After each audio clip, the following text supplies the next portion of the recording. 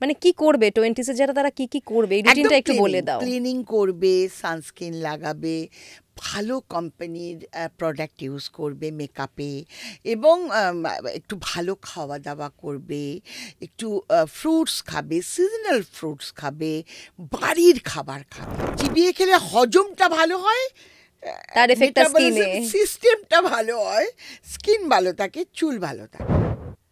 আমার মুখেই যদি রিঙ্কেল, ক্যান আই ক্লেম কি আমি তোমার মুখের রিঙ্কেলটা ঠিক করে দেবো?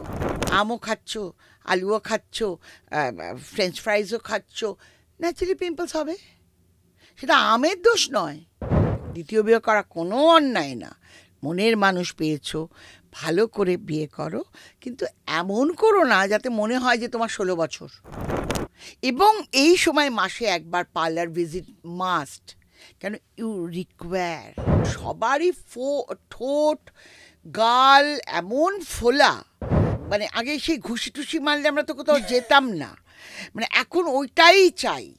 একটা কাস্ট ম্যারেজ না করে আমি যদি কোনো বাঙালি পরিবারে করতাম তাহলে আমি কিছুতেই এটা করতে পারতাম না। এগুলো কি বিয়ের পরে? সব আমার জীবনে সব কিছু। বিয়ে কত বছর বয়সে করেছো? মানে সেটা বললে আমার মেয়ে তো, আমার ছোট মেয়ে বলে, মা তোমার ইললিগাল ম্যারেজ। নুন আছে, চাল আছে, লঙ্কা আছে, আমি তো অবাক হয়ে যাই যে আর কি কি থাকবে একটা টুথপেস্টে।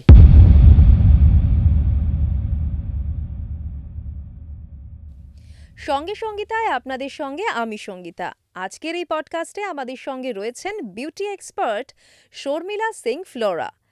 এই পডকাস্টে আমরা জানবো একেবারে 8 থেকে 80 শিশু থেকে বয়স্ক সমস্ত বয়সের মানুষের স্কিন কেয়ারের A to Z।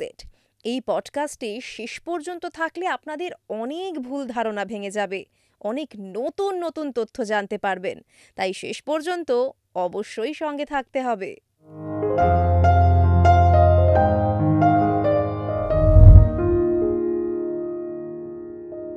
শর্মিলাদি, সঙ্গে সঙ্গীতায় তোমাকে স্বাগত।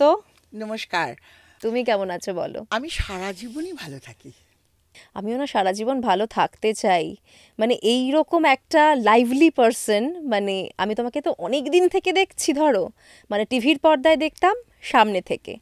এত ভালোভাবে থাকো কি করে? মানে এত ভালো, হাসি খুশি, সারাক্ষণ ভালো থাকা, এটা কি করে পসিবল?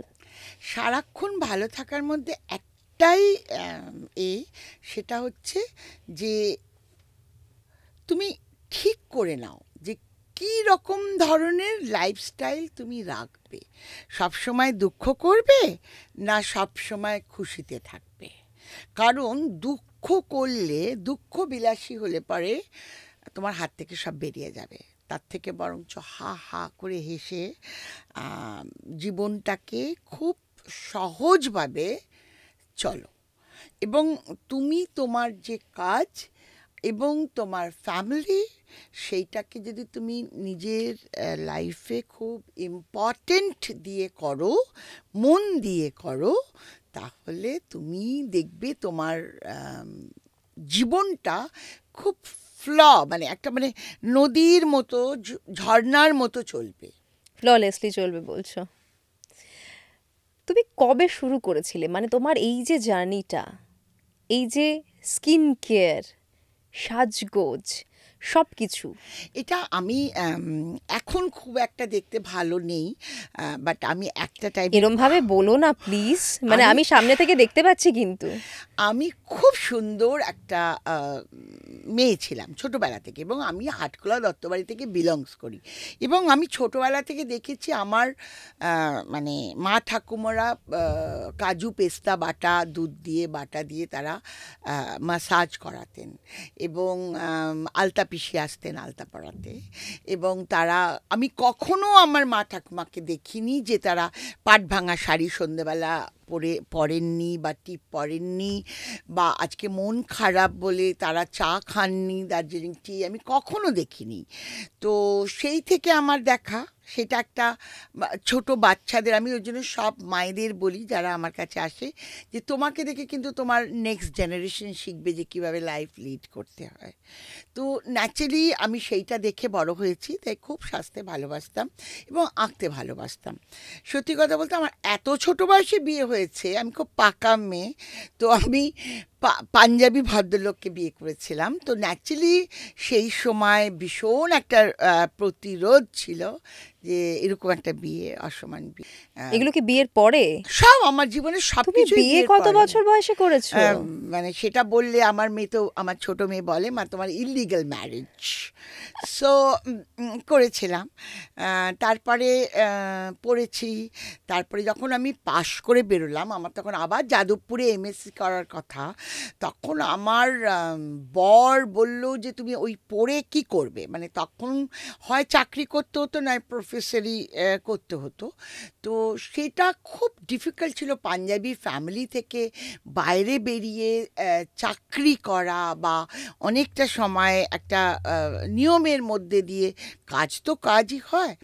তো তখন আমাকে আমার হাজব্যান্ড বলল যে দেখো যদি নিজে কিছু, আর দেখো আমি প্রথম থেকেই ওনাকে বলেছিলাম যে, আর পাঞ্জাবি বলেই বোধহয় আমাকে সব জিনিসেই সাহায্য করতো, এবং আমার শাশুড়ি খুব কঠোর, কিন্তু সেখানে আমি যখন মানে আমি একটা শেনাজ হুসেনের, আমার গুরু, আমি একটা ওনার বায়োপিক পড়েছিলাম, যে একটা ছোট্ট কি বলবো গ্যারেজ থেকে উনি কিভাবে শুরু করেন। এইভাবে এম্পায়ার তৈরি করেছিল। তো আই এম ভেরি ইমপ্রেসড, এবং আমার তখন বহু ছবির মানে ফিল্মের বহু অফার, আর আমার বর তো ভীষণই রাগ করতেন, এবং সেটা that is not my cup of tea. তো ওই দিকটা আর হলো না। ও মানে এত অফার ছিল, কিন্তু আমিও তারপরে দেখলাম যে সকাল থেকে মেকআপ করে, এবং ভীষণ কল টাইম আর্লি, আমার কাকা ছিল মন্টু বোস, তাদের দেখে উত্তম কুমারের কোলে বসে আমি বড় হয়েছি,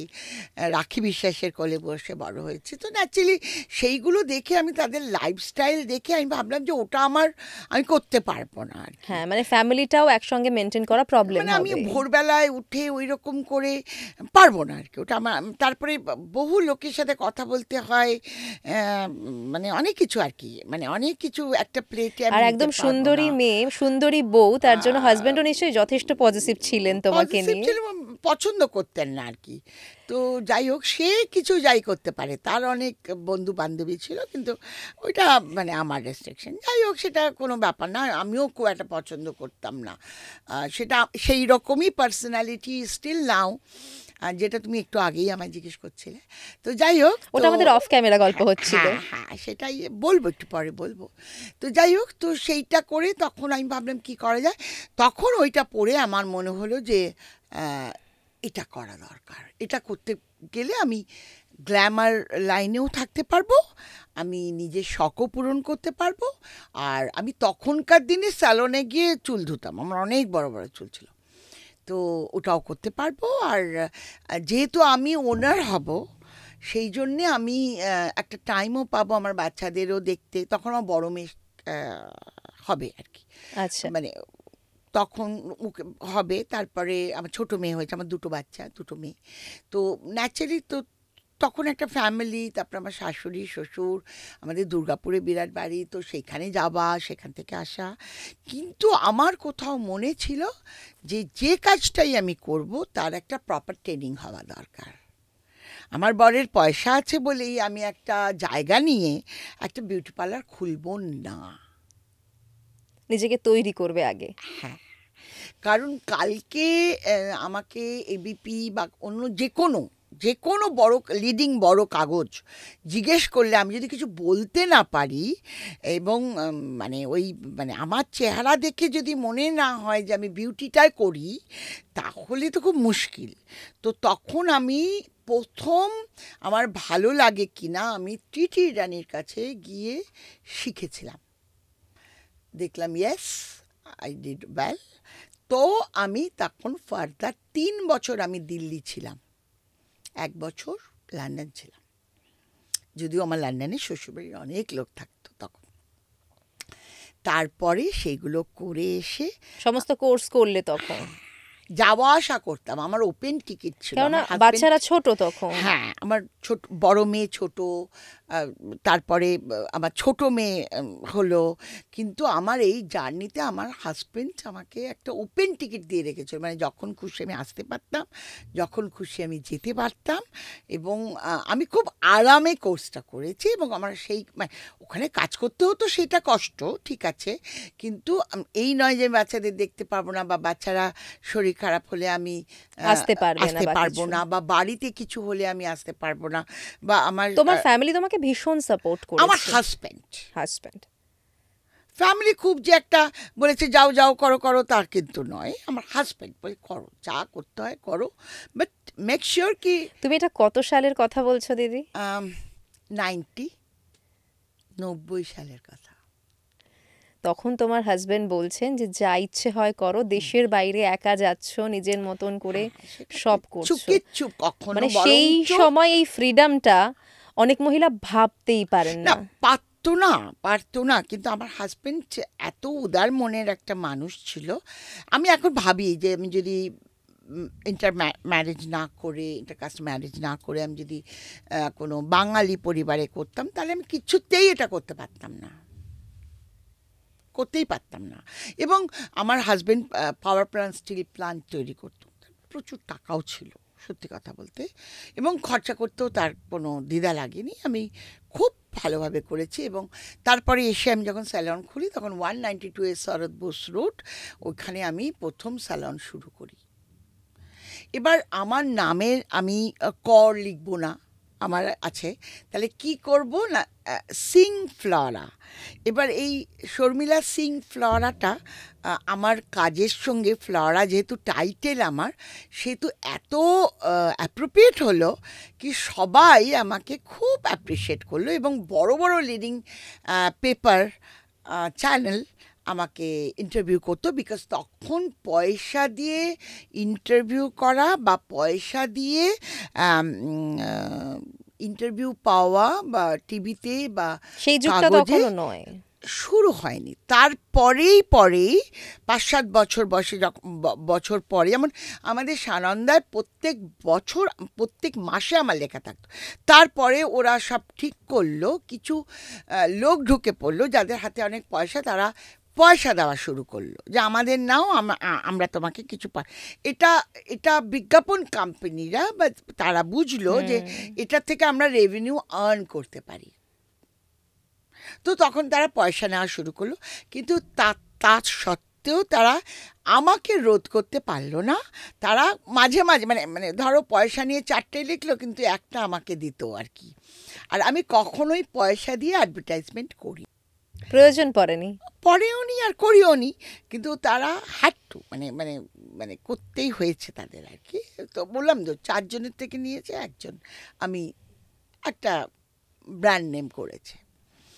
এই করে করে আমি শুরু করি, এবং টলি ইন্ডাস্ট্রি, তারপরে বলিউড থেকে যারা আসতো কলকাতা একদিনের জন্য 2 দিনের জন্য, তারা আসতো, এবং প্রত্যেকের কাছে আমি আর না তখন লুক ব্যাক করলাম না, মানে আমাকে একটা পেছনে তাকাতে হলো না। এবার যে ব্র্যান্ডটা নিয়ে আমি কাজ করতাম সেটা ভেরি ভেরি কস্টলি, লোকের হাতের ছোঁয়ার বাইরে চলে যাচ্ছিল। একটা ছোট্ট 40 গ্রামের প্রোডাক্টের আমি যেটা বলবো, ধরো 4টে না 5টা প্রোডাক্ট, আর আমার কম্পিটিটর ছিলেন মিসেস ইরানি তখন। এবার মিসেস ইরানির বয়স হয়েছেন, অভিজ্ঞতা আছে, আমি তখন মাত্র ছোট্ট মেয়ে, 26 বছর বয়স এরকম। তো ন্যাচারালি তখন দেখলাম যে ওই প্রোডাক্টগুলো 10টা প্রোডাক্ট লোকে নিতে পারছে না, আমি কেটে 3টে করে দিতাম। এটা প্রথম শুরু করলাম, লোকে আসা আমার কাছে শুরু করলো যে 3টেতেই তো কাজ হয়, তাহলে কেন আমি 10টা মাপ। তারপরে দেখলাম ওই 3টেও কেনা যাচ্ছে না, সেটাও বেশি হয়ে যাচ্ছে। তখন আমি 2007 সালে নিজের ব্র্যান্ড শুরু করি। এবার কি, আমার যেহেতু নাম ফ্লোরা, মানে আমার ব্র্যান্ডিং করতে দেবে না মানে ইন্টারভিউতে বা কোথাও, কিন্তু যেহেতু আমার নাম শর্মিলা সিং ফ্লোরা, তো আমার ব্র্যান্ডের নাম তাই, আমার পার্লারের নাম তাই, কি করে বাদ দেবে, রিলেট করে ফেলে লোকে। তো ইটস আ গুড জার্নি যাকে বলে। আমি মজা করে করে কাজ করেছি, এখনো মজা করে করে কাজ করো? এখনো মজা করে করে কাজ করি। আর আমার কোথাও মনে হয় যে তুমি যদি টাইম ম্যানেজমেন্ট না করতে পারো তাহলে লাইভে তুমি এজ লক করতে পারবে না। তোমার এই ওয়ার্ডটা এজ লক করা, এটা তো তুমি ভালো মতো করেছো। না, নিশ্চয়ই করতে হয়, আদারওয়াইজ তুমি এই ব্যবসাটা তো করতে পারো না। যে ব্যবসাটা তুমি করছো, ধরো বিউটি, তুমি লোককে সাজাবে বলছো। আমি অনেককেই দেখেছি যাদের কাছে প্রচুর টাকা, প্রচুর টাকা, কিন্তু তার স্কিনটা ক্রোকোডাইলের মতো। সে বলছে তোমার স্কিনটা আমি ভালো করে দেবো। Can you believe that? আমি বলছি তোমার হাতটা খারাপ হয়েছে, ইউ কাম টু মি, আমি তোমার হাতটা সুন্দর করে দেবো। সে চট করে আমার হাতটা দেখবে। সবার আগে সত্যিই তো তাই। আমার চুলটা যদি আজ ঠিকঠাক না থাকে, আমি কি বলতে পারি তোমার সামনের চুলের টাকে আমি চুল গজিয়ে দেব? সুতরাং তুমি তুমি ততটাই অথেন্টিক হওয়া উচিত যতটা কিনা যে তোমার সঙ্গে তোমার কথা বলাটা রিলেট করছে কিনা। আমাকে বললো আমার এরকম রিঙ্কেল হয়ে যাচ্ছে, তো তার আগে সঙ্গে সঙ্গে সে আমার মুখটাই দেখবে। আমার মুখেই যদি রিঙ্কেল, ক্যান আই ক্লেম কি আমি তোমার মুখের রিঙ্কেলটা ঠিক করে দেব? একদম সত্যি কথা। কিন্তু তুমি যদি এখন চারপাশে দেখো, তখন তুমি দেখতে তাদের পাবে আমি না এখন বলি, এরকম এটা আর। তাহলে তখন তাদের বলি আমি যে বাবু আমার মতো যদি চাও, বা আমি যে শাড়িটা পরছি সেই শাড়িটা যদি চাও, তাহলে তোমাকে এই স্পেশালাইজিং থিংসগুলো লাইফে ইনকর্পোরেট করতে হবে। এবং আমি একটি গয়নার দোকান বিপণী থেকে গয়না গড়াই, সেটা বহু বছর থেকে করাই। আমি একটি মানে এই শাড়িটা আমার বড় মেয়ের করা, she is the designer cum beautician. তো এখন ও হেয়ার স্টাইলিং করে, হেয়ারের উপরে কাজ করছে, ওর একটা ফ্যামিলি স্যালন আছে। তো ও ডিজাইনার, ও ল্যাকমি ফ্যাশন উইকেও গেছে, উইলস ফ্যাশন উইকে গেছে। তো ওর করা শাড়ি, তো আমি ওই রকমই আর কি। আমি যে জামা কাপড়গুলো বলে, আমার নিজস্ব একটা টেলার আছে, সে আমাকে টেলার মেড করে দেয়। আমি যে গয়নাগুলো পরি সেগুলোও আমাকে টেলার মেড করে দেয়। এবং আমি নিজে মেকআপ যেটা মাখি, মেকআপটা আমি শুধু বাইরের কিনি, কারণ আমি জানি আমাদের দেশের ইনফ্রাস্ট্রাকচার নেই কি ওই মেকআপ ওই কোয়ালিটি যদি আমি না দিতে পারি, তাহলে আমি কোনো যখন আমি দেখবো যে আমি ওই কোয়ালিটির প্রোডাক্ট দিতে পারছি, মেকআপও বের করে ফেলবো। তাহলে সেটা আমরা অপেক্ষা করতেই পারি যে তোমার নিজস্ব কোনো ব্র্যান্ড আসতেই পারে মেকআপের? করতেই পারো, কারণ আমি ওই মেশিনগুলো যদি আনবার ক্ষমতা এখন রাখি তাহলে নিশ্চয়ই আমি করব। কিন্তু আমি যেটা করেছি সেটা 100% হার্বাল, এবং সেটাই আমি ইউজ করি। আমাকে যখন লোকে জিজ্ঞেস করে তুমি স্কিন ভালো রাখো কী করে, আমার রেজিম বলি এবং আমি ওটাই ব্যবহার করি। দিদি, এখান থেকেই আসবো যে এখন ধরো এই যে সোশ্যাল মিডিয়ার যুগ, আমরা কিন্তু এক একজন এক এক রকম রেজিম দেখতে পাই। না না, এটা তো এত ভুলে ভরা রেজিম যে কি বলবো। তুমি যদি আজকে একটা এক্সারসাইজ দেখছো, কালকে আরেকটা এক্সারসাইজ দেখছো, আজকে একটা রান্না দেখছো, কালকে আরেকটা রান্না দেখছো, আজকে একটা বিউটি, আর সবাই সবটা জেনে ফেলেছে, সবটাই ভুল জেনেছে। ঠিকটা একটু বলে দাও, মানে কি করা উচিত আমাদের মতন যারা কাজে ব্যস্ত থাকে কিন্তু তাদের হাতে সময় কম? ঠিক করে পরিষ্কার করবে, যতই কাজে ব্যস্ত থাকুক। তুমি তো মুখে মেকআপ করো না, তাহলে তাহলে তাহলে এমন কাজ বাঁচো যেখানে তোমাকে মেকআপ করতে হবে না। আর যদি মেকআপ করতে হয় তাহলে 15 মিনিট তোমাকে নিজের ত্বকের জন্যে সময় দিতে হবে, যে আমি ত্বকটাকে ঠিক করে পরিষ্কার করব, টোনিং করব, আইসিং করব, এবং একটা ভালো মানে ক্রিম লাগাবো যেটার মধ্যে দাম, আমি খুব আমার ক্রিমের দাম কম রেখেছিলাম, বিকজ আমার ওইটাই ছিল মাথায় যে আমার গুরুর এত ক্রিমের দাম, আমার ক্রিম যেন মানে ওয়েস্ট বেঙ্গলের সবাই যেন মাখতে পারে, তার একটা রেঞ্জ, কিন্তু ক্রিমটা যেন ইন্টারন্যাশনাল কোয়ালিটি হয়। এবং বিশ্বাস করো, মানবে কি মানবে না আমি জানি না, আমি আমার প্রোডাক্ট থেকে কোনো লাভ করি না।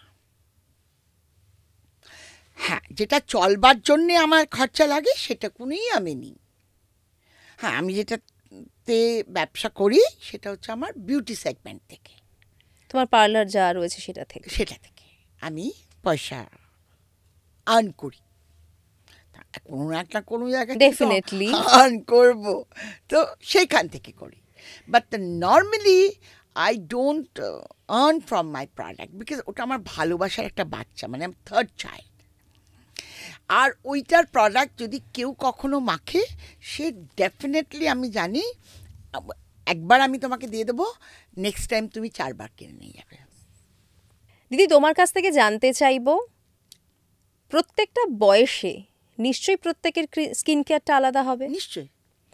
ধরো কেউ ছোট বাচ্চা, আমরা কিন্তু ছোট বাচ্চাদের স্কিন কেয়ারটা সবাই বাদ দিয়ে দিই, মানে সেটা কি আমাদের ভাবা দরকার? একদম। আমার মা ছোটবেলায় আমাদের একদম অলিভ অয়েল, আমার অনেক চুল ছিল যখন আমি হয়েছিলাম, অলিভ অয়েল দিয়ে রাখতো যাতে চুলগুলো পড়ে যায় ন্যাচারালি।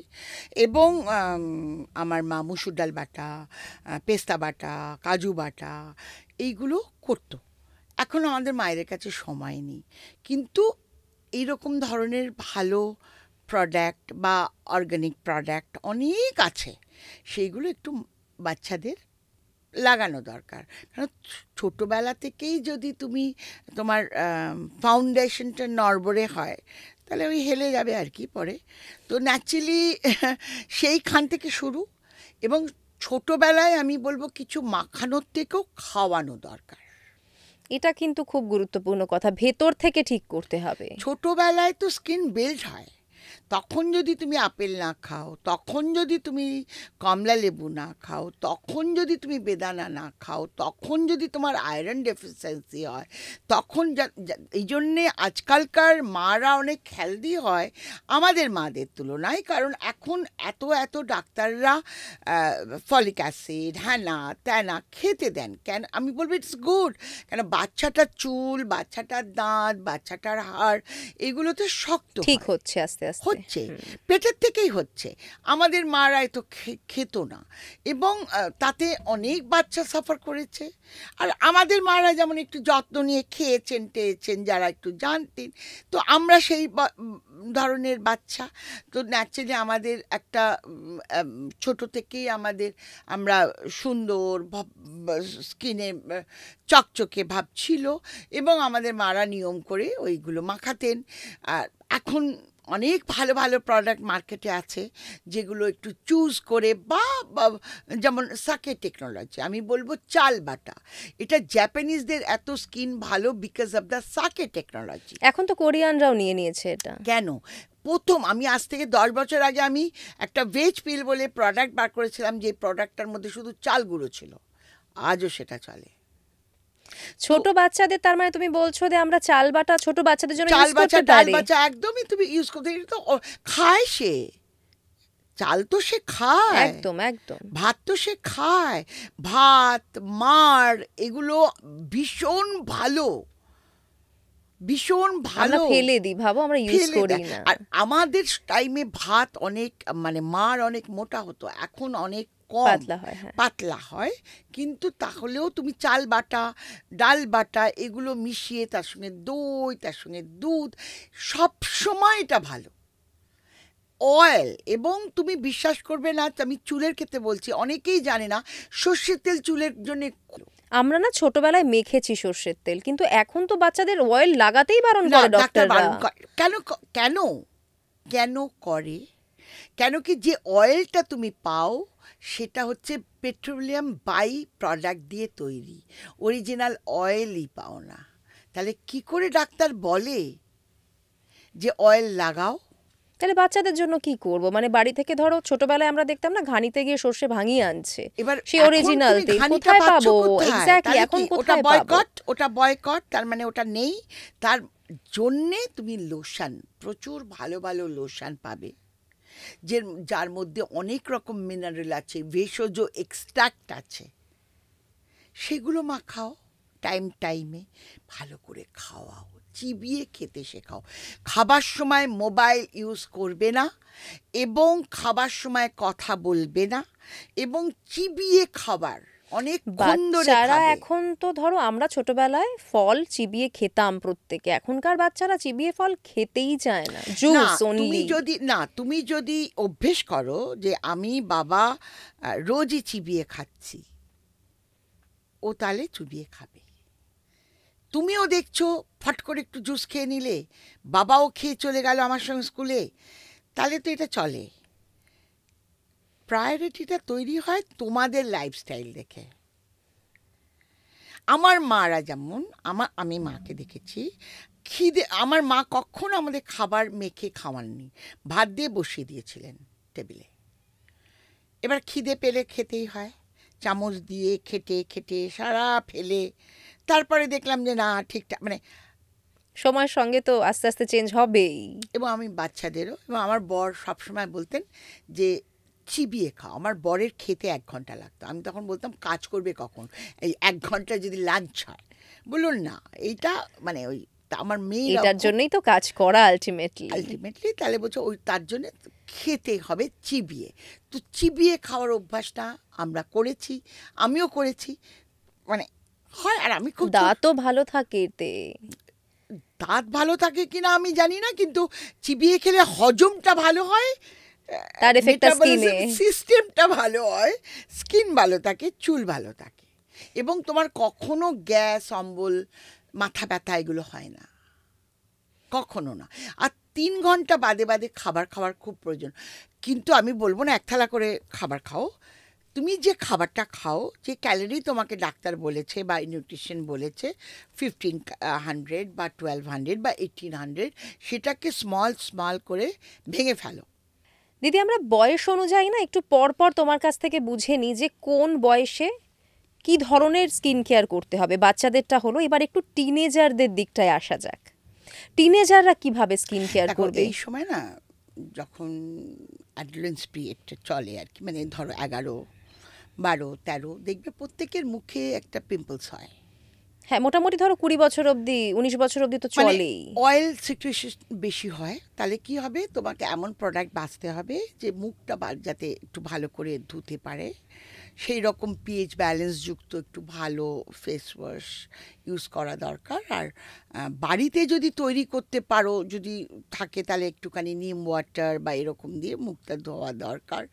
এবং সানস্ক্রিন এই সময় কিন্তু একটু ব্যবহার করা দরকার। এই জন্যে দরকার কেন, আমাদের সময় কিন্তু এত দরকার হতো না, কারণ আমাদের পলিউশন লেভেলটা খুব কম ছিল। এখন পলিউশন লেভেল এত বেশি, এবং আমাদের খাওয়া দাওয়া এত বেশি মানে খারাপ হয়ে যাচ্ছে। খারাপ খাওয়া দাওয়ার অভ্যাস খারাপ, মানে বাচ্চাদের খাবার, মানে তারা এই বয়সে তারা বাড়ির খাবারের থেকে মানে বাইরের খাবার বেশি খায়, বার্গার পিজাই তো বেশি খাচ্ছে এই বয়সটা। সেটা ফাস্টফুড বলো বা তারা যে কোনো ধরনের, তারা বাইরেই বেশি পছন্দ। তাদের ডাল ভাত সবজি, এটা যে কত উপকার সেটা ওরা খায় না, তার জন্য তাদের একটা ঘাটতি থাকছে সেই সময়। এবং একটা সানস্ক্রিন যদি আমি বলবো SPF 15, 20, 30 ম্যাক্সিমাম জল দিয়ে লাগাবে। এবার তুমি কেন বলো আমায় জল দিতে? হ্যাঁ, জল হচ্ছে লাইফ।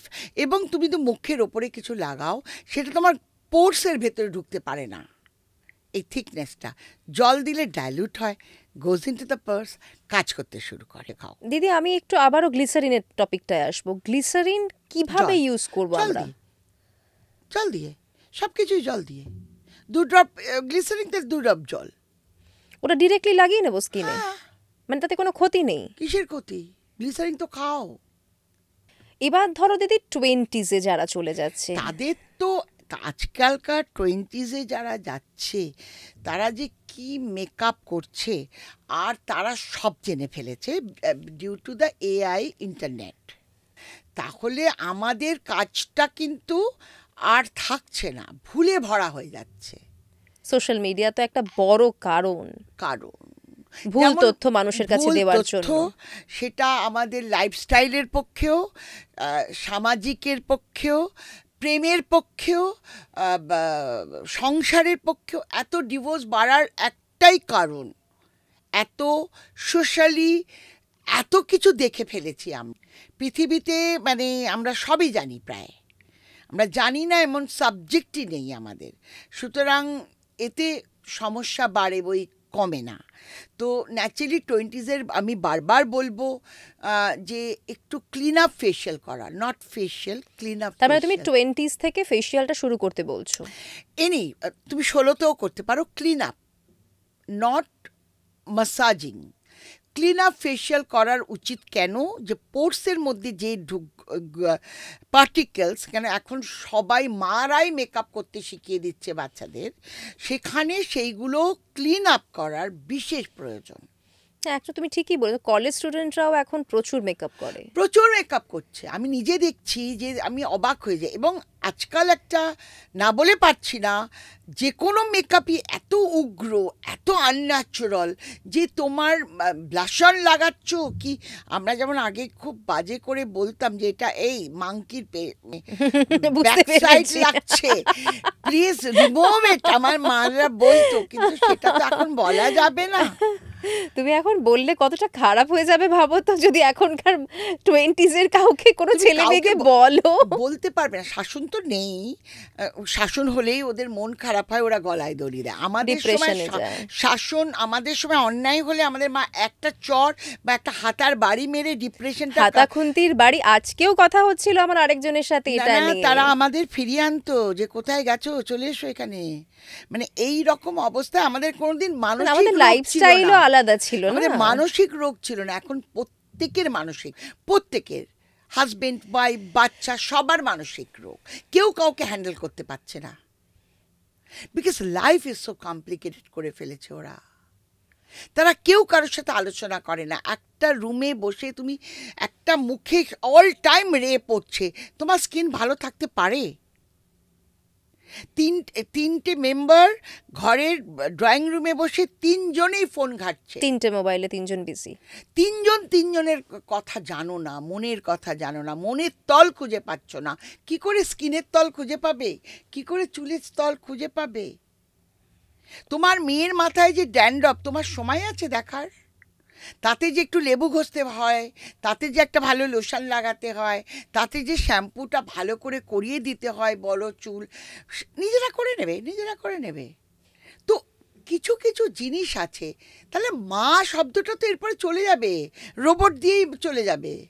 কিন্তু এখনকার ধরো যারা 20s এর কথা আমি বলছি, তারা কিন্তু খুব একটা মা বাবার কথা শোনেও না দিদি। মা বাবার কথাটা তো প্রথম দিন থেকেই শোনা উচিত।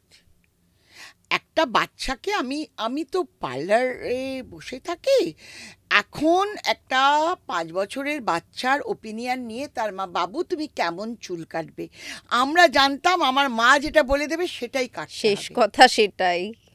কি জামা পরবে এখনকার বাবুরা বলে দেন, মানে বাচ্চারা ডিকটেট করে দেন, আজকে আমি এই জামা পরবো, কালকে আমি ওইটা পরবো, গরমের মধ্যে একটা কটকটে রঙের জামা পরে বেরোবো, বা সন্ধেবেলা একটা সাদা পরে বেরোবো। আমি আমার মেয়েকে একদম অ্যালাউ করি না গো। আমার মেয়ে হয়তো ভাববে যে ওর মা ভীষণ strict, but I am strict. মার বা আমাদের সময় এটার কোনো জায়গা ছিল না, কিন্তু আজকের দিনে জায়গা আছে, নাহলে ওরা আপসেট হয়ে পড়ে। ঠিক আছে, এবার আপসেট হতে হতে যখন আমরা তাকে বলে 20s এনে ফেলেছি, তখন কি আমি এক্সপেক্ট করতে পারি কি যে তারা আমার কথা শুনবে? অলরেডি তারা প্রিভিলেজড বাচ্চা, সুতরাং শুধু বলতে হবে যে এইটা করো, তাহলে আরও সুন্দর হবে, তোমার বন্ধু বান্ধবরা তোমাকে আরও বেশি অ্যাপ্রিসিয়েট করবে। মানে দেখো, তুমি যদি মানে সোজা কথা সোজাভাবে না বোঝো, তাহলে তোমাকে নাক ঘুরিয়ে হাত মানে একটু পলিটিক্স তোমার ওখানেও ইউজ করতে হবে, কিছু করার নেই, অপশন নেই। পলিটিক্স ছাড়া লাইফ চলে না, সেটা সব ক্ষেত্রে। এটা খুব সত্যি কথা বললে তুমি, একদম। সুতরাং তোমাকে খুব ভালোভাবে সফটভাবে তাদের বোঝানো, এবং তুমি যদি ভালো করে আয়নার সামনে ক্লিনজিং করছো, বরফ লাগাচ্ছ, ও কিন্তু আর চোখে চোখে দেখবে, প্রথমেই হয়তো মানবে না, পরে বলবে দাও তো ওটা কি লাগালে তুমি, আমি একটু মাখি। মানে কি করবে 20s এ যারা, তারা কি করবে, এই রুটিনটা একটু বলে দাও। ক্লিনিং করবে, সানস্ক্রিন লাগাবে, ভালো কোম্পানির প্রোডাক্ট ইউজ করবে মেকআপে, এবং একটু ভালো খাওয়া দাওয়া করবে, একটু ফ্রুটস খাবে, সিজনাল ফ্রুটস খাবে, বাড়ির খাবার খাবে, বাড়ির তৈরি খাবার খাবে। এই বয়সীরা না মেইনলি ধরো মেকআপটা করে, বাড়িতে এসে মেকআপটা যে তুলতে হবে এটা তাদের মাথায় থাকে না। ডিপ ক্লিনজিং করবে, আইসিং করবে, একটু গরম জলে মুখটা ধোবে, হ্যাঁ, এবং ফেশিয়াল এক্সারসাইজ ছোট থেকেই করানো। তুমি কি আমাদের একটা দুটো ফেশিয়াল এক্সারসাইজ দেখিয়ে দেবে? একদম, খুব একটা ভালো এক্সারসাইজ দেখিয়ে দিচ্ছি।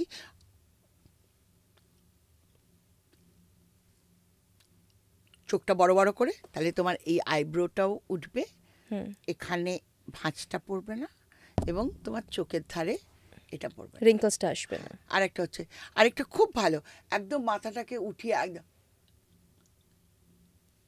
খুব ভালো। এইগুলো করলে পরে কিছু ফেশিয়াল এক্সারসাইজ ইন্টারনেটে ভর্তি। আসলে দিদি ইন্টারনেটে কোনটা যে ঠিক কোনটা এবার- যে ভুল এবার বিচার করাই সেইটার মুশকিল। জন্য তোমাকে একটা বিশেষজ্ঞের হাত ধরতে হবে, জানতে হবে যে আন্টি এটা করব, এইগুলো কর। তোমাকে তো একটা জায়গায় কারো হাত ধরতে হবে। এই অমুকদা সেলুন খুলেছে, তমুকদা ও করেছে, তমুকদা বাড়িতে গিয়ে ভীষণ ভালো মেকআপ করে, আহ, এটাই তো মানে আমি জানি না। আর এখন দিকে দিকে মেকআপ আর্টিস্ট, মুয়া মানে আমি জানি না যে এটা এবং সেই মেকআপ করে পরের দিন বর বউকে চিনতে পারে কিনা, এক লাভ ম্যারেজ হলে চিনতে পারে বা অ্যারেঞ্জ ম্যারেজ হলে চিনতে পারে কিনা আমার খুব সন্দেহ। মানে শকড হয়ে যাওয়ার চান্স থাকবে মেকআপটা তোলার পর। এত বড় বড় ল্যাশ, তুমি ভাবো মুখের ওপরে দুটো মনে একটা বিয়ে বাড়িতে দেখছো এইখানটা চকচক করছে কেন, এবং তোমার লিপটা মনে হচ্ছে আর এখন একটা নতুন ফ্যাশন হয়েছে ফর্সা হবার, তার জন্যে গ্লুটাথায়ন গ্লুটাথায়নের আইবি নিচ্ছে 12টা করে। তারপরেও যদি এইটা না কন্টিনিউ করো তাহলে ম্যালেনিনটা বেশি তৈরি হবে। এটা তো হচ্ছে কম করে দেওয়া, মানে হ্যাঁ কমিয়ে দেওয়া তো। কম করে দাও। যদি তুমি এটা রেগুলার না নাও তাহলে কিন্তু তুমি আবার কালো হয়ে যাবে। ডেফিনেটলি এটা তো এবার কন্টিনিউ কালো করতেই হবে। হয়ে যাবে যখন, তখন বেশি কালো হয়ে যাবে। এটা আর একটা ক্যান্সার হবে, ত্বক ক্যান্সার, যেটা হ্যাঁ, skin মাইকেল cancer। জ্যাকসনের হয়েছিল, কিন্তু স্টিল ডাক্তাররা দিয়ে চলেছে আইভি।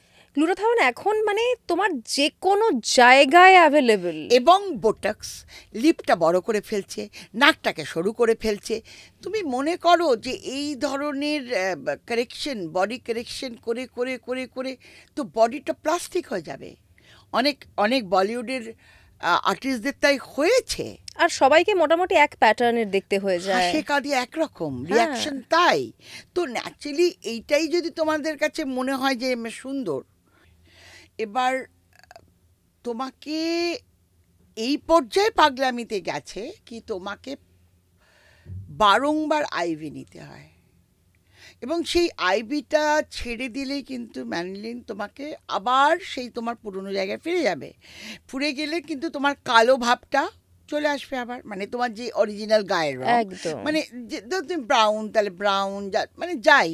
এবং তোমার এইটার জন্যে কিন্তু তোমার একটা স্কিন ম্যালানিনটা নেই, তো তাই জন্য তুমি বাইরে খুব একটা আউটডোর যেতে পারবে না, রোদে গেলে তো সানবার্ন হয়ে যাবে। বার্ন হয়ে যাবে, এবং একটা মানে কি বলবো স্টেরয়েড যুক্ত সানস্ক্রিন লাগাতে হয়, তার উপরে মেকআপ করতে এখন হয়। তো অল্প বয়সীরাও করছে গো। সব করছে, বিকজ তারা একটা মাত্র আমাদের দেশে এক সময় বহু কালো মহিলারা মারা মানে মানে বধূ নির্যাতনের দায়ে মারা গেছেন।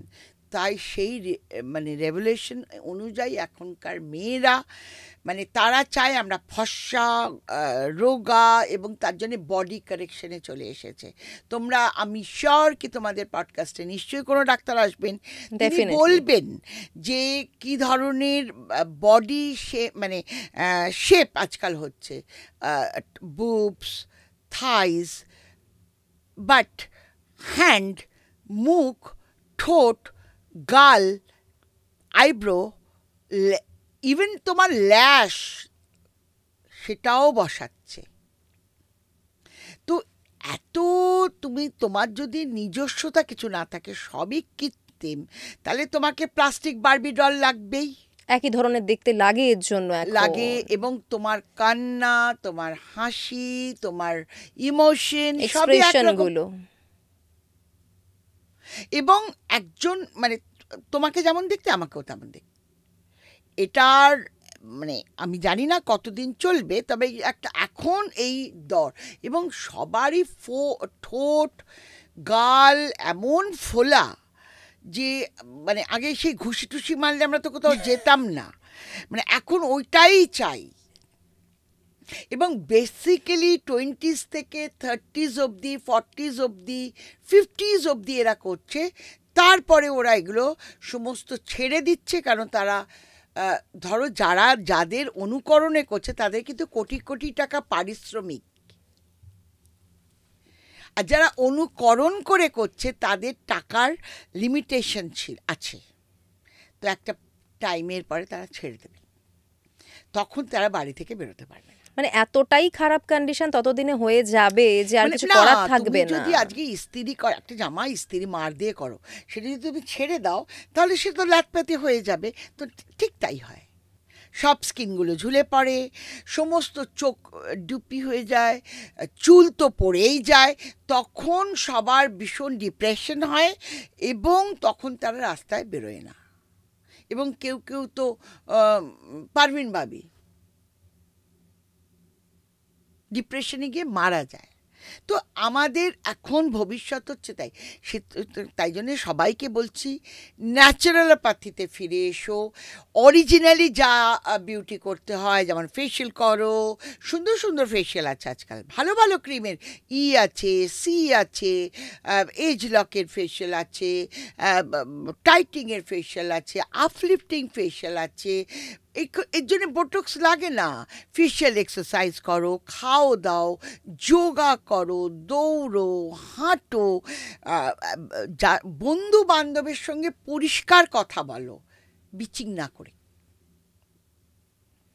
পজিটিভ, তুমি পজিটিভ, আমি পজিটিভ, তোমার ভালো, এটা তোমার না, তোর এটা খারাপ। তুমি কোনো বন্ধুকে এখন বলতেই পারবে না এটা খারাপ, সে অন্যভাবে নেবে। আমরা কিন্তু বন্ধুদের বলতে পেরেছি। না গো, আমি খুব লাকি এই ব্যাপারটায়, আমার যা বন্ধুর সার্কেল রয়েছে, মানে আমরা যে যা খুশি বলতে পারি, কিন্তু সবাই নয়, আর বিশেষ করে তো 20s এ যারা, তারা তো নয়, ভীষণ জেলাস। কি আমার আর এখনকার বয়ফ্রেন্ডও ভেরি ফাজাইল, মানে ধরো আজকে তুমি অ্যাভেলেবল না সিনেমাতে, তাহলে আমি ওর সঙ্গে চলে যাচ্ছি, মানে তাতে কিছু এসে যায় না ওদের। মানে আমরা কি হতো যে বাবা ও যাবে না বলে আমি যাবো না, এইটা হচ্ছে প্রেম। সেই প্রেমটা চলে গেছে, এখন প্রফেশনালি ওরা ট্রিট করে একজন একজনকে। ন্যাচারালি আজকে তুই নেই, তাহলে ঠিক আছে আমি ওর সঙ্গে মেলাটা ঘুরে আসি। তো ন্যাচারালি সব কিছুরই না একটা অস্থির জীবনের মধ্যে দিয়ে আমরা চলছি। বারবার বলছি, একটা ভালো ড্রিঙ্ক খাও, যেমন আমলা, হলুদ, তোমার গোলমরিচ, তারপরে তোমার দারচিনি, হ্যাঁ, লেবু দিয়ে ভালো করে ফুটিয়ে, হলুদ আর কি বললাম, সেটাকে ভালো করে ফুটিয়ে একটা ভিটামিন সি বুস্টিং, এটা সবাই খেতে পারে। এতে ক্লিনজিং হয়, লিভার ক্লিনজিং হয়, কিডনি ক্লিনজিং হয়, তোমার ত্বকের কোনো রকম সমস্যা হবে না, রিঙ্কলস হবে না, তো ভিটামিন সি আছে, তোমার পিম্পলস হবে না, সমস্তভাবে তোমার এটা প্রটেক্ট করবে। এটা ম্যাজিক ড্রিঙ্ক, এটা অ্যাকচুয়ালি ম্যাজিক ড্রিঙ্ক। আমি যবে থেকে খাওয়া শুরু করেছি, মানে আমার হয়তো ধরো কিছুই তো করা হয় না, এইটুকুনি করা হয়, তাতে মোটামুটি এক্স্যাক্টলি। তুমি কি বলে ইনফ্লামেশনের ডায়েট আজকাল খুব দেখবে, বিদ্যা বালান বরার পর। তো এই যে মোটা মানে ব্যাপারটা, তার জন্য হলুদ আমাদের চিরকালের দেখবে ছোটবেলায় বাবারা মারা খাওয়াতো, হলুদের সঙ্গে একটু গুড় দিয়ে হলুদ খাওয়াতো ছোটবেলায়। কেন? তখন আমরা ওই রকম খেয়ে আমাদের খাবার যেটা তৈরি হয়েছে সবই কিন্তু সায়েন্টিফিক। আমাদের বলতো না, এই বালিশের ওপরে বসলে কিন্তু একটা পিছনে তোর একটা ফোড়া হবে না, ওটা শিমুল তুলোর বালিশ থাকতো, ওর পেছনে তুমি তার ওপরে বসলে ওটা ফেটে যেত। প্রত্যেকটা রিজনের পেছনে সায়েন্টিফিক রিজন আছে বারণ করার। সুতরাং খাওয়া দাওয়ার আমি বারবার বলবো, ফিরে এসো, একদম আপেল ছাড়িয়ে খাও, লেবু কচকচ করে খাও, শসা খাও, সুন্দর করে মানে লাইফস্টাইল লিড করো। আমাদের আবার নেচারের কাছে ফিরে আসতে হবে। একদম নেচারকে ধ্বংস করলে হবে না।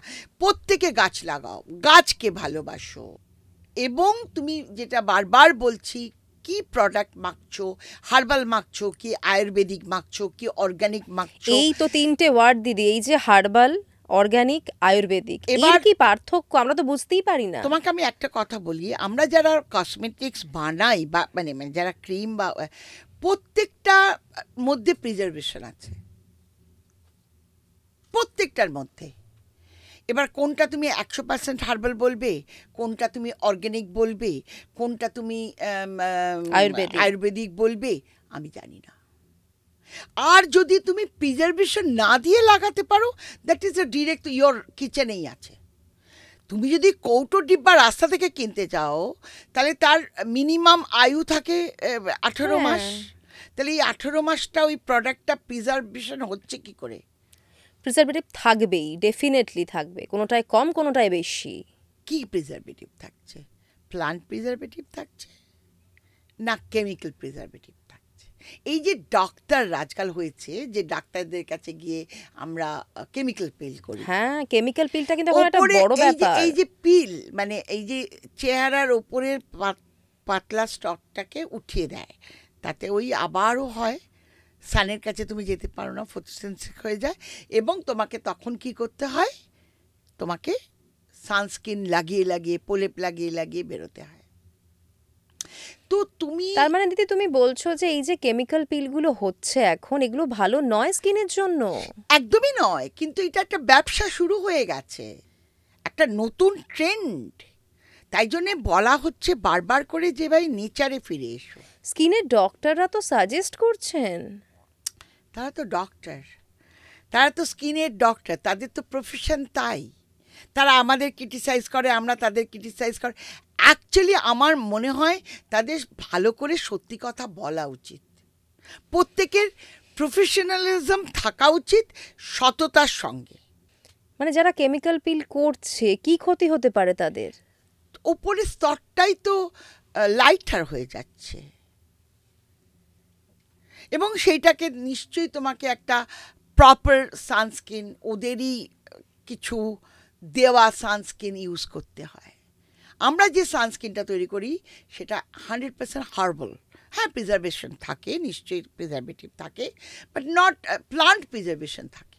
প্রিজারভেটিভটা ফ্রম প্লান্ট সোর্স করি, ফ্রম প্লান্ট। যেমন স্টিভিয়া প্লান্ট, ডায়াবেটিস হলে তুমি স্টিভিয়া গাছ লাগিয়ে খাও, বাড়িতেই লাগিয়ে ফেলো, যে কোনো পাতা খাবে দেখবে মিষ্টি।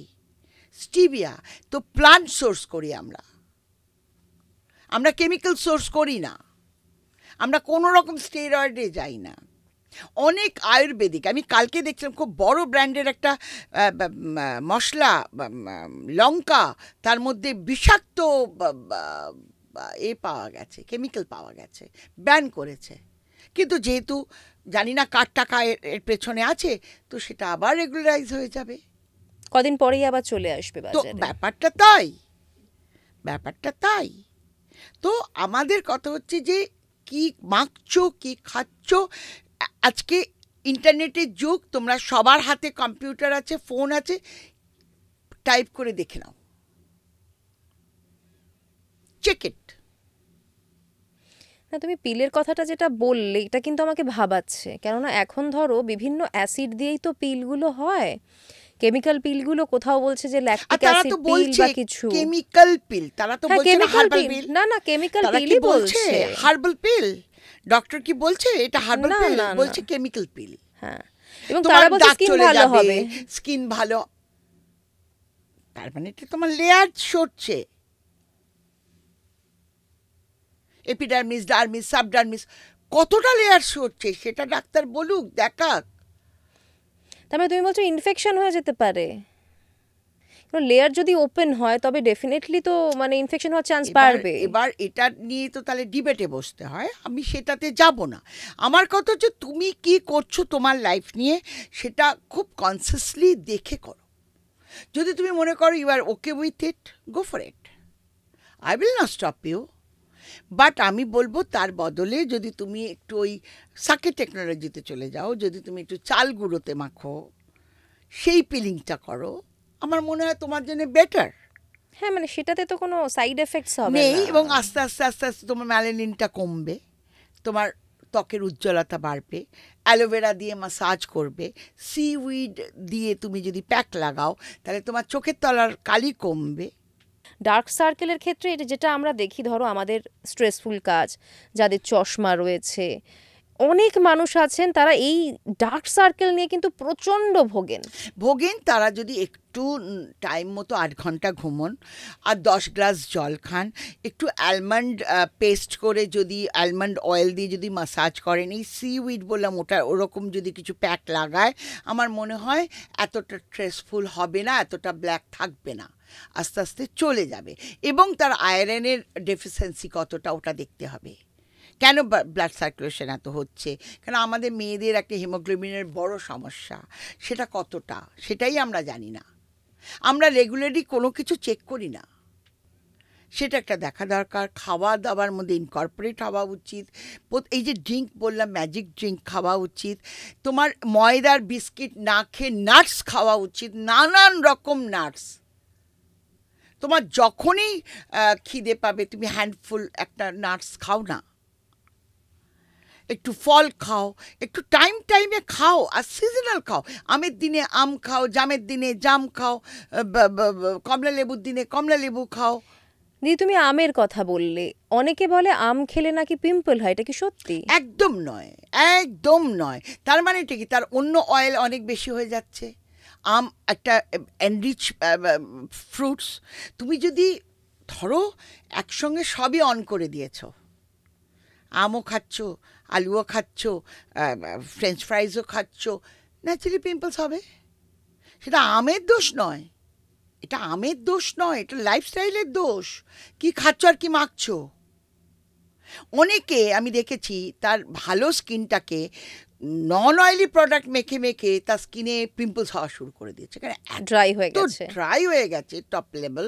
আর এত তার মানে এত সে ইউজ করেছে কেমিক্যাল প্রোডাক্ট, যে তার মানে কি বলবো, সুইট গ্ল্যান্ড ওয়ার্ক করা বন্ধ করে দিয়েছে, পোর্সগুলো সব বন্ধ হয়ে গেছে। তো ন্যাচারালি তুমি একটু ব্রিথ করতে দাও রাত্রিবেলা। আমি ওই জন্য সবাইকে বলি জাস্ট ভিটামিন সি কিংবা জাস্ট একটু টোনার লাগিয়ে সব ব্রিথ করতে দাও। Skin should breathe oxygen. এখন তো তোমার 7 step, 9 step, 10 step, 11 step skin care routine. না, আমার এত কেয়ার করলে তো আমি কাজ করতে পারবো না। আমি 3টে কেয়ার দিনে করব, 3টে কেয়ার ইভিনিংয়ে করব, রাত্রিরে 3টে কেয়ার, না 9টা কেয়ার করব। তার মধ্যে কমন আছে, ক্লিনজিংটা কমন আছে, ভিটামিন সিটা কমন আছে, টোনারটা কমন আছে, তার মধ্যে আমি ইনকর্পোরেট করব একটু আইস, তার মধ্যে আমি কোনো দিন একটু ক্রিম, কোনো একটু নিয়াসিনামাইড দিয়ে একটু ক্রিম, ভালো ক্রিম, একটু জল দিয়ে, একটু ডাবের জল দিয়ে, ডাব খাবো, ডাব লাগাবো, কমলা লেবু খাবো, কমলা লেবুর খোসা লাগাবো, আপেল খাবো, আপেলের জুস মুখে লাগাবো, পেটে খেলে পিঠে সইবে, স্কিনে সইবে।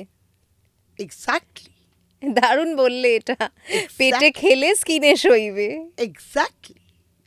তরমুজ খাও, তরমুজ লাগাও, আঙুর খাও, আঙুর লাগাও, বেদানা খাও, বেদানা লাগাও, আলু খাও, আলুর রস লাগাও, শশা খাও, শশার রস লাগাও। আমরা এনরিচ, আমাদের রান্নাঘরটা এনরিচ। তারপরেও সময় নেই, অনেক ভালো ভালো প্রোডাক্ট আছে, সেগুলো লাগাও। যারা ধরুন সংসার সামলাতে ব্যস্ত, বাচ্চা কাচ্চা নিয়ে ব্যস্ত, কাজের জায়গায় ব্যস্ত, জীবনের সময় তাদের হাতে প্রচণ্ড কম, কিভাবে স্কিন কেয়ার করবেন? এমনিতেই সময় কম। তো আমি 2টো স্যালনে দেখেছি, ছেলেরা এসে একদম ওয়েট করে যে ওর কাছেই চুল কাটবো। আচ্ছা, ওর কাছে একজন ক্লায়েন্ট আছে, ও পেপার পড়ছে বা কিছু টিভি দেখছে বা কিছু, একটা মেয়ে এসে এক্ষুনি করে দাও, এক্ষুনি করে দাও, এক্ষুনি করে দাও, যেতে হবে, বাচ্চাটাকে নামাতে হবে।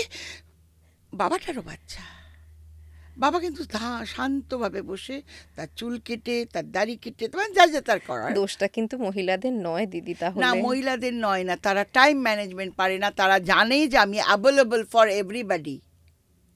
কোথাও তো না বলো, কোথাও তো না বলো। এবং এই সময় মাসে একবার পার্লার ভিজিট মাস্ট, কেন you require others' hand care, like pedicure, like manicure, like tan remove, like facial, মানে টাইটেন ফেশিয়াল, হেয়ারে তখন চুল পড়া শুরু হয়ে যায়, চুলের রিগ্রোথ করা, সুন্দর করে যদি কালারও করো সেটাকে ভালো করে মেনটেন করা, একদম স্পা করা, হেয়ার ট্রিটমেন্ট করা, এই সময় থেকে কিন্তু মেনটেনেন্স শুরু হয়ে যায়, মানে তখন ঝরঝরে হতে যাচ্ছে আর কি, মানে আস্তে আস্তে সব খারাপ হওয়ার দিকে যাচ্ছে, মানে you should repair, start repair, nature signal দিতে শুরু করে একদম। এবং এই সময় মানসিক ভীষণ টানাপোড়েন, অত অ্যাংজাইটি, এই বাচ্চা কি করলো, বাচ্চা কেন একটা ভুল করলো, ওর লাইফ মেজারেবল, তোমার লাইফ মেজারেবল।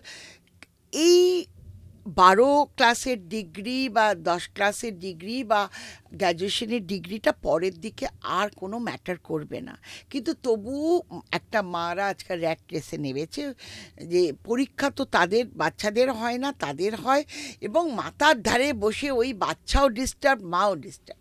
আমি বলি ওকে একটু ছেড়ে দাও। আমরা যেমন এই 30-40-এ পার্লার যাওয়ার খুব দরকার, অ্যাসিস্ট্যান্স খুব বাইরে থেকে নেওয়ার দরকার, তেমনি বাড়িতেও যত্নটা একটু বাড়িয়ে দেওয়া দরকার। যেমন কোনো দিন হয়তো পাটা খুব টায়ার্ড ফিল করছে, হিলস পরেছো সারাদিন, তাহলে বাড়িতে এসে নুনের একটু জলে, গরম জলে পাটা ডোবাও, রিল্যাক্সেশন হবে। আমরা কোভিডের সময় কিন্তু সবাই করতে শুরু করেছিলাম, এখন আবার আস্তে আস্তে ছেড়ে দিচ্ছি। আমরা ভীষণ বাঙালি, বা মানে আমরা ভীষণ মানে কুড়ে, শুধু বাঙালি না, সবাই কুড়ে। আমি বহু আর্টিস্টকে, আমি নাম নিচ্ছি না, তাদের কোনো মেনটেনেন্স নেই,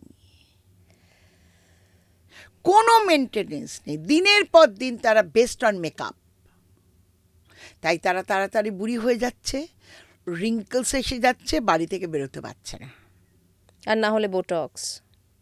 উপায় কি? তারা তো কখনো হেলদি লাইফস্টাইলে লিড করেনি, এবং তাদের তাদের ওই কতগুলো এখন নেল আর্ট করে ফেলছে, যেটা ছাড়তে পারা যাচ্ছে না, ছাড়লে নখগুলো পাতলা হয়ে যাচ্ছে, নখের টপ লেয়ার খারাপ হয়ে যাচ্ছে, কিন্তু আমাদের করতেই হবে বড় বড় নখ। না দিদি, আমি ছেড়ে দিয়েছি, খুব ভালো লেগেছিল, শুরু করেছিলাম নেল আর্ট করা, তারপর দেখলাম যে কিছু থাকছে না নখে আর।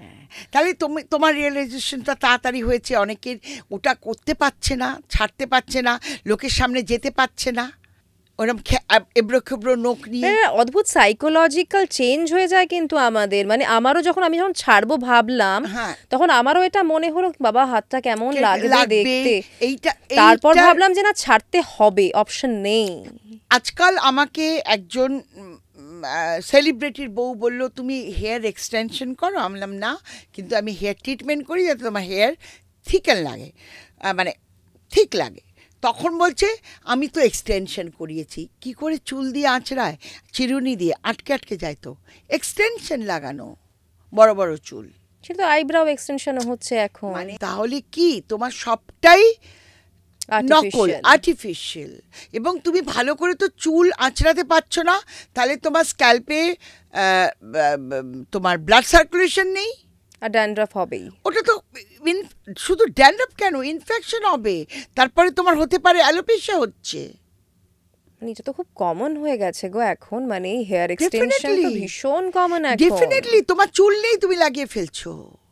আমি বলি তোমরা ভালো দাম দিয়ে উইক কেনো, যে উইকটা তোমরা সচরাচর ব্যবহার করো, এবং সেই উইকটাকেও কিন্তু শ্যাম্পু করো, ভালো করে যত্ন করো, কালার করো, স্পা করো উইকটাকে,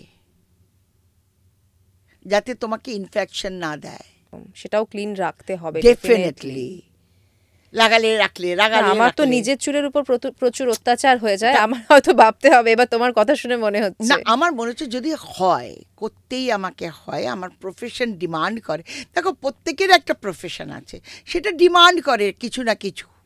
ডাক্তারদের একটা প্রফেশন আছে, তারা ডিমান্ড করে কিছু, আর্টিস্টদের একটা প্রফেশন আছে, তারা কিছু ডিমান্ড করে, বিউটিশিয়ানদের একটা আছে, তারা কিছু ডিমান্ড করে প্রফেশনের ওপরে, তো সেইভাবে মেনটেন করো। But it should be original. It should be good quality product. It should not harm your scalp. একদম। দিদি এবার আমরা 50s থেকে 60s এ যাব। দেখো আমি 30s থেকে শুরু করব, আমি 60s অনওয়ার্ডস বলবো, এক রিজিম চলবে। যদি তুমি 30s থেকে শুরু করতে পারো তাহলে তোমায় 60s থেকে গিয়ে ভাবতে হবে না। এটা তোমাকে দেখলে বোঝা যায়। তাহলে তোমাকে 50+ যখনই তুমি হবে তখন যদি তুমি, আমি একজনের নাম না নিয়ে পাচ্ছি না, যে মালাইকা অরোরা কবে থেকে শুরু করেছে, যদিও তার বডি প্লাস্টিক, সমস্তটাই অপারেশন করা, কিন্তু তবুও আমি বলবো সে তো ভেবেছে 30s-এই।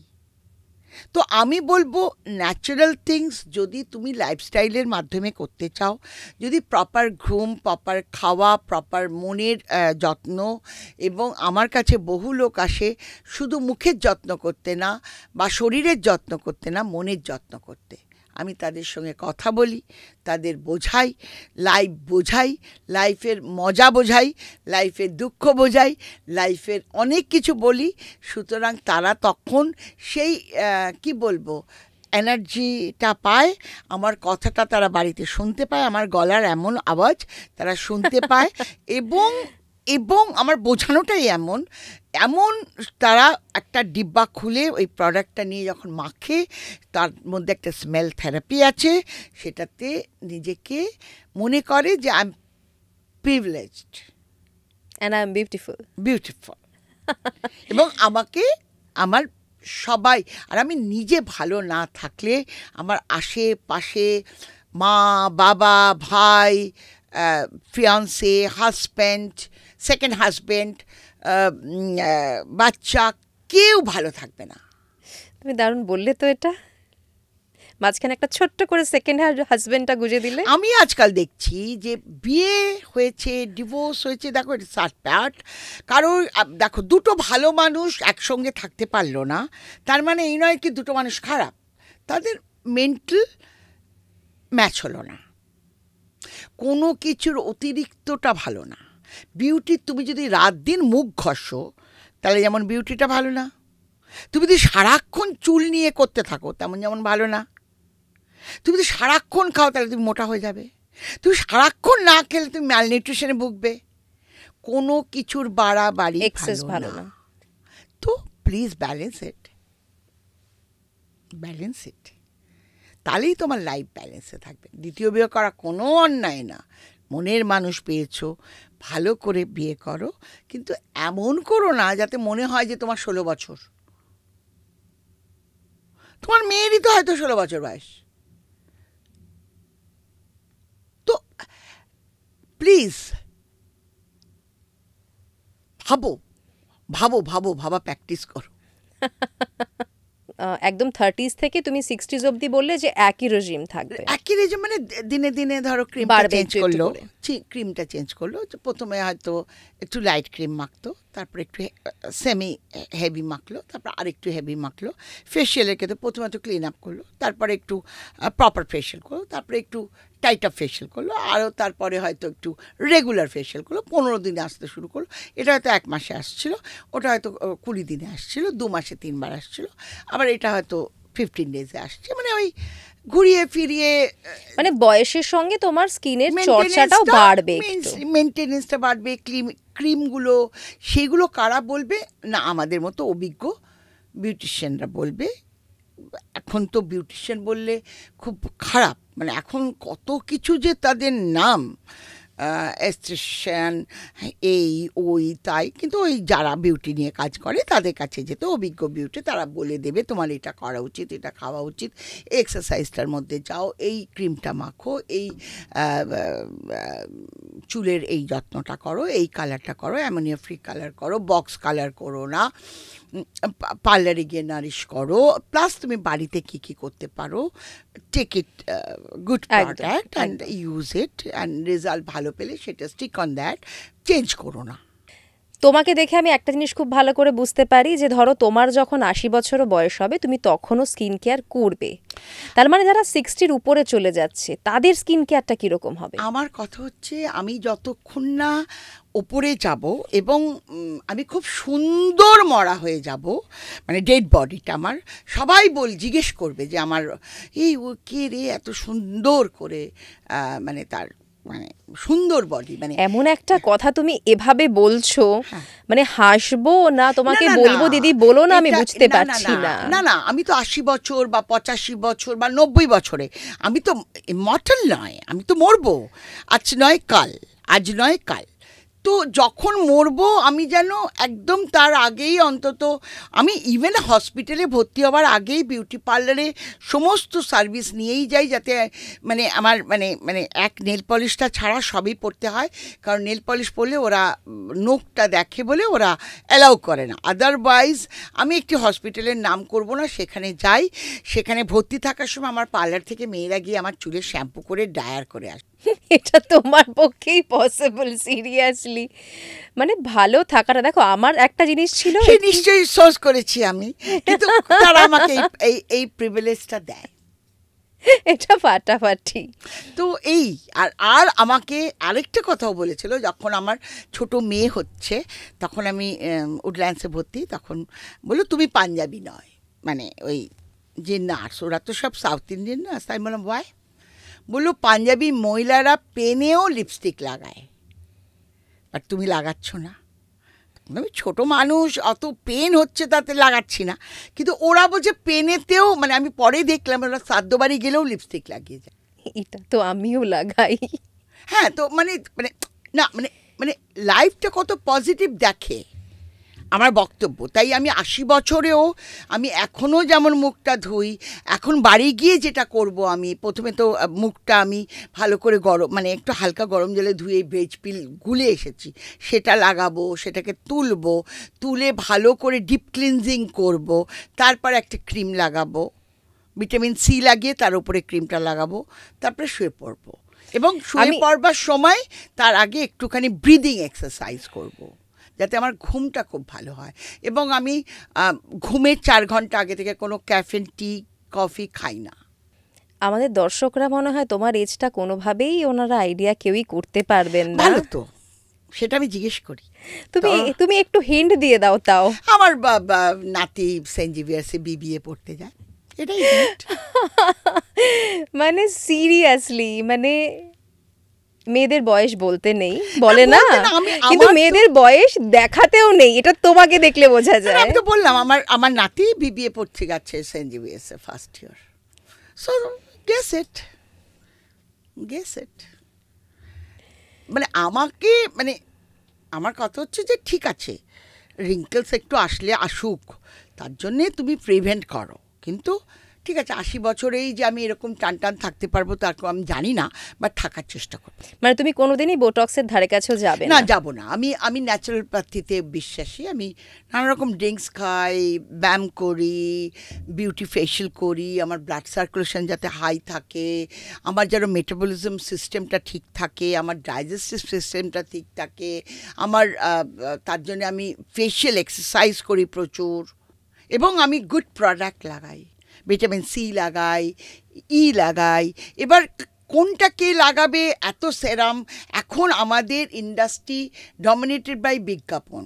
এটা কিন্তু সত্যি, মানে আমরা এত কিছু দেখি, আমরা না সত্যি চুজ করতে পারি না এবং কোনটা ইউজ সস্তা, করব। বেশি দাম, ভালো দাম, এবং তার ভেতরে কি আছে মানে খায় না মাথায় দেয় কেউ জানে না। বিজ্ঞাপন দেখলাম, বড় বড় সেলিব্রিটিরা তারা অ্যাড করছে। নিশ্চয়ই তাই। এবং কিছুদিন আগে তোমাদের বলা হয়েছিল যে আপনারা অ্যাড করছেন, তাতে লোকের ক্ষতি হচ্ছে, আপনারা ক্ষতিপূরণ দিন। তাতেও কি সেলিব্রিটিরা থেমেছে? এবং প্রত্যেকটা সেলিব্রিটির দেখবে একটা করে মানে কসমেটিক ব্র্যান্ড আছে।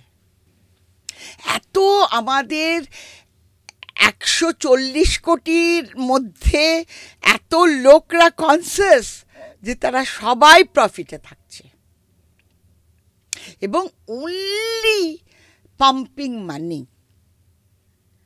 আমাদের সময় লোকে পান খেয়ে ঠোঁট লাল করতো, আর এখন লিপস্টিক গুনতে পারবে না তুমি কত কোম্পানি আছে। না এক্স্যাক্টলি, এটা একদম সত্যি কথা। মানে এত নতুন নতুন কোম্পানি প্রতিদিন আসছে, এবং মনে তারা রাখা তারা সম্ভব না। ভালো না তারা খারাপ, অনেক আমি দেখেছি লিপস্টিক লাগিয়ে ঠোঁট সাদা হয়ে গিয়েছে, অনেককে দেখেছি এমন প্রোডাক্ট লাগিয়েছে মুখে ছুলি হয়েছে, প্যাচেস এসে গেছে, পিগমেন্টেড হয়ে গেছে।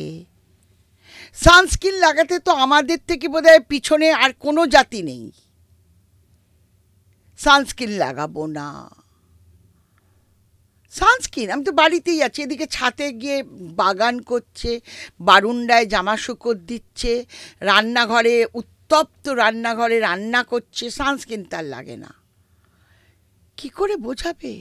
আবার বিজ্ঞাপন দেখে কেউ কেউ এমন সানস্ক্রিন ঘন ঘন লাগাতে শুরু করেছে, হাফ অ্যান আওয়ার অন্তর অন্তর, সেটারও প্রয়োজন নেই। আমি বারবার বলছি লাইফস্টাইল এমন হওয়া উচিত, makeup to skin care regime, hair care regime and খাওয়া দাওয়া অ্যান্ড লাইফস্টাইল সবই পরিমিত। দিদি তুমি হেয়ার কেয়ারের কথা বললে, একটা বেসিক হেয়ার কেয়ার রুটিন আমাদের বলে দাও যেটা একদম ফলো বলবো, করব। যেটা মোটামুটি শ্যাম্পু, একটু কন্ডিশনার, একটা সেরাম, যে সেরামটার মধ্যে এসপিএফ আছে, এবং সপ্তাহে একদিন একটা হেয়ার প্রোটিন প্যাক, যেমন তার মধ্যে কি আছে, বেলগিরি, তার মধ্যে অশ্বগন্ধা, সব কিছু দিয়ে ডিম দই দিয়ে একটা প্যাক লাগাও, তাহলে কী হবে, কেমিক্যাল যত ট্রিট করেছো সেগুলো সব চলে যাবে। অ্যান্ড গুড সেরাম লাগাও, যেটা কিনা তোমার ব্রেকেজ, হেয়ার সেরামের কথা হেয়ার বলছো। সেরাম ব্রেকেজটা ঠিক করবে এবং প্রোটেকশন দেবে সানে। আর সব থেকে বড় কথা, কি কালার করছো সেটা দেখো, কোথায় করছো সেটা দেখো, এবং কত ঘন ঘন করছো, কেন তোমার যে তোমার হেয়ার করে, হেয়ার স্টাইলার তোমাকে এতবার তাড়াতাড়ি করে তোমার চুলটাকে কালার করতে বলছে, আরও কেয়ার করতে বলছে না কেন, এর প্রশ্ন তোমাদের খুঁজে নিতে হবে, এবং যে বলছে তার কাছে যাও। এখন কিন্তু বাজারে প্রচুর সেরাম রয়েছে, প্রচুর। এখন ওই যে বিজ্ঞাপন দেখে চুজ করে নাও কোনটা তোমার লাগবে। প্লিজ সেটা না করে একটা বিশেষজ্ঞের কাছে যাও। যেমন টুথপেস্ট, এখন এত রকম টুথপেস্ট, আমি বলবো ডেন্টিস্টের কাছে গিয়ে জিজ্ঞেস করো যে কোন টুথপেস্টটা লাগাবো। নুন আছে, চাল আছে, লঙ্কা আছে, আমি তো অবাক হয়ে যাই যে আর কি কি থাকবে একটা টুথপেস্টে। তুমি এত সুন্দর করে কথা বলো না, মানে আমি এক তো তোমার কাছ থেকে প্রচুর ইনফরমেশন পেলাম আজকে এই পডকাস্টটাতে, কিন্তু এত ভালো লাগলো আমার তুমি আমায় কথা বলো না, বলে। মানে বিজ্ঞাপনের কোন পর্যায়ে আমরা, যে একটা টুথপেস্ট তার কি কি আছে সেটা নিয়েও বিজ্ঞাপন। এবার নুন, আচ্ছা নুন একটা নিই, আচ্ছা মারি শক্তরটা নিই, তাহলে ওটা মানে মানুষ আমরা confused, this is the reality. কি করবে, কোন টুথপেস্টটা নেবে? তার থেকে আমি হলে ডেন্টিস্টের কাছে যাবো, বলুন তো কি কোনটা করলে আমার দাঁতটা ভালো থাকে। সেখানেও কিন্তু সবসময় রক্ষে নেই দিদি। না মানে অ্যাটলিস্ট তিনি বলতে পারেন যে নিশ্চয়ই, ডেফিনেটলি। দেখো আমরা তো স্পেশালিস্টের কাছেই যাব, আর একদম। আমাদের তো আর কোনো উপায় নেই। একদম। এবার স্পেশালিস্টের কাছে যদি গিয়ে আমরা গিনিপিক হই, তাহলে আমাদের সোশিও স্ট্যাটাস তাই। কিন্তু আমার মনে হয় এত রকম মানে নুন আছে, ঝাল আছে, তেল আছে না করে। তোমার কথা শুনে আমি একটা জিনিসই বুঝলাম, আমাদের নেচারের কাছে ফিরে আসতে হবে একদম ভালো থাকতে গেলে। একদম। যদি নুন আর পেয়ারা পাতা বেটে যদি দাঁতে ঘষো, দাঁত যতটা ফর্সা হবে ওই নুন তেল দেওয়া টুথপেস্টের থেকে অনেক ভালো। এবং আমাদের একটা ভীষণভাবে ডায়াবেটিসের একটা সমস্যা দেখা দিচ্ছে, লিভার খারাপ হয়ে যাচ্ছে, কিডনি খারাপ হয়ে যাচ্ছে, বিকজ অফ আমাদের খাদ্যাভ্যাস, ফুড হ্যাবিট। এবং আরেকটা আমাদের সবথেকে খারাপ হচ্ছে, আমরা নিজেকে ভালোবাসি না, শুধু ওপর ভালোবাসি, নিজেকে চেক করি না আমাদের হিমোগ্লোবিনের অবস্থা কত, আমাদের ক্রিয়েটিনিটি কত, আমাদের লিভার ফাংশনের কী অবস্থা, আমাদের সুগার আছে, আমাদের সুগারের কী অবস্থা, আমাদের কোলেস্টেরল আছে, থাইরয়েড আছে, তার কী অবস্থা। বছরে তো একবার জানবো রে ভাই। একেবারে দিদি, আমাদের নিজেদের ভালোবাসতে হবে, নেচারের কাছে ফিরে আসতে হবে, প্রয়োজনে অবশ্যই তোমার মতো এক্সপার্টের সাহায্য নিতে হবে। এটাই আমাদের আজকের পডকাস্টে আমার মনে হয় দর্শকরা খুব ভালোভাবে বুঝতে পারবেন। বিজ্ঞাপনের চাপে গুলিয়ে নেওয়া যায় যাব একদম একদম আমরা সুস্থভাবে বাঁচবো, আমাদের প্রজন্মকে সুস্থভাবে বাঁচতে শেখাবো। একেবারে দিদি, অনেক ধন্যবাদ, এত ভালো লাগলো, এত কিছু জানলাম। আমরা কিন্তু তোমাকে ছাড়ছি না, এরপরে আরো একটা এপিসোড আশা করি আমরা করবো, কারণ অনেক টপিক বাকি থেকে গেল। এতটা আসুক সবাই, তোমাদের এটা আরো পপুলার হোক। আমি উইশ করছি যে তোমাদের এটা একটা মানে সৎ প্রচেষ্টা, তো আরো ভালো ভালো লোক আসুক, তাদেরও মতামত দিক। নিশ্চয়ই আমি আছি, বারবার আসবো, ডাকলেই আসবো, কোনো অসুবিধে নেই। আর একদম ভালো করে এগিয়ে যাও, ভালো সৎ প্রচেষ্টা সবসময় সফল হয়। থ্যাংক ইউ সো মাচ দিদি।